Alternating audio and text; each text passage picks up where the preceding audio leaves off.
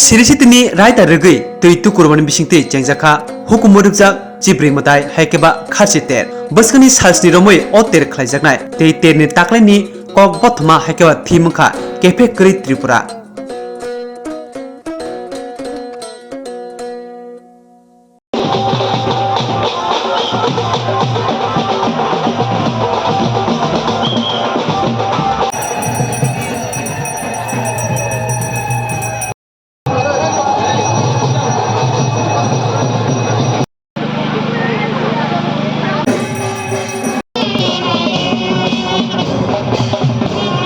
সাবধান গাদ রাষ্ট্রীয় সালাম সালামে বলার তো একটাই কথা, মানুষের যে উচ্ছ্বাস, মানুষের যে অংশগ্রহণ আজকে থেকেই শুরু হয়ে গেল।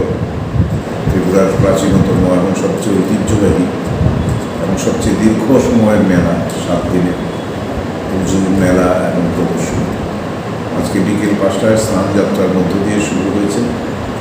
চতুর্দশ দেবতা মূল মন্দির থেকে বাইরের মন্দিরে চলে এসছে, সেখান থেকে উনি স্নান সেরে এখন গিয়ে পূজিত হবেন এবং তারপরে রাত্রে নিদ্রায় যাবেন।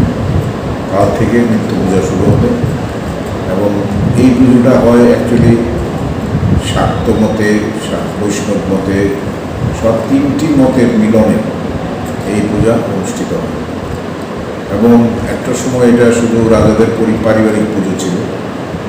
আপনারা এটার ইতিহাস জানেন যে ইরাবতী দেবী কীভাবে মহাদেবের আরাধনা করে মহারাজ শ্রীরুচককে পেয়েছিলেন এবং তারই হাত ধরে এই চতুর্থ দেবতার পূজন শুরু হয় এবং তারপরে আমাদের এখান থেকে আগরতলা থেকে আগরতলায় রাজধানী স্থানান্তরিত হলেও চতুর্দশ দেবতা এখানেই থেকে যান, এখানে থেকেই তিনি পূজিত হন প্রত্যেক বছর। তো কোভিডের মধ্যে 2 বছর আমরা পারিনি, অন্ধকারে আমরা ডুবে গিয়েছিলাম। আমরা মা ত্রিপুরেশ্বরী চতুর্দশ দেবতার কাছে প্রার্থনা করেছিলাম যাতে জীবন আবার আগের মতো সচল হয়, সুন্দর হয়, মধুময় হয়। তিনি শুনেছেন, গতবারও রেকর্ড ভিড় হয়েছে এবং এবারও সমস্ত রেকর্ডকে ম্লান করে দিয়ে এবার একটু নতুন আঙ্গিকে আমরা সাজিয়েছি। দেখবেন সন্ধ্যা করে গেলেই সাজসজ্জা, লাইট, সমস্ত কিছু একটু আলাদা রূপ দেওয়া হয়েছে। পার্কগুলোকে সাজানো হয়েছে, জলাশয়গুলোকে সাজানো হয়েছে, মন্দিরকে নতুন রঙে রাঙিয়ে দেওয়া হয়েছে।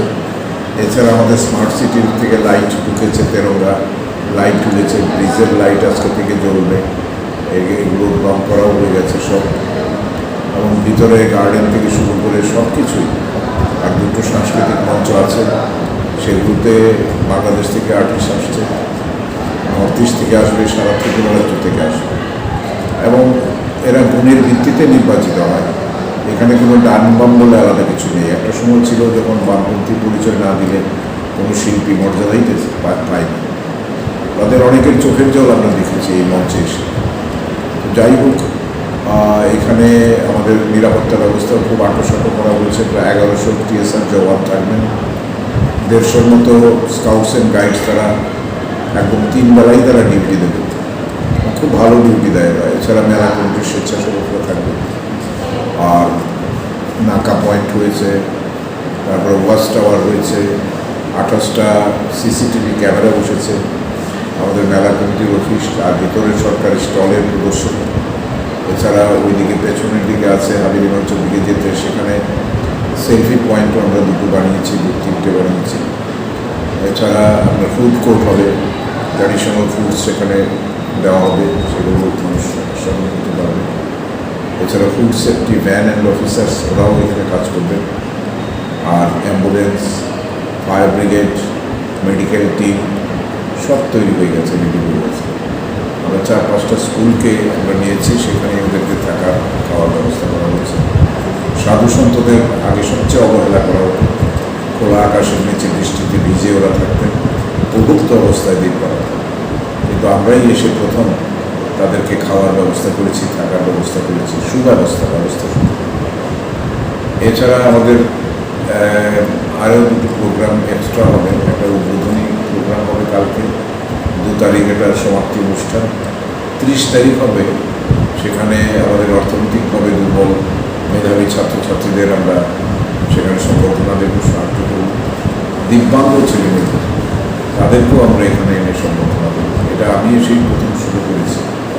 এটা একটু ভিন্ন মাত্রায় হয়, এটা আমরা চাই সবাইকে জুড়ে দিতে। এছাড়া আউটস্ট্যান্ডিং পারফরমেন্স ইন স্পোর্টস যদি থাকে সেটাও আমরা কালেক্ট করে সেখানে করি।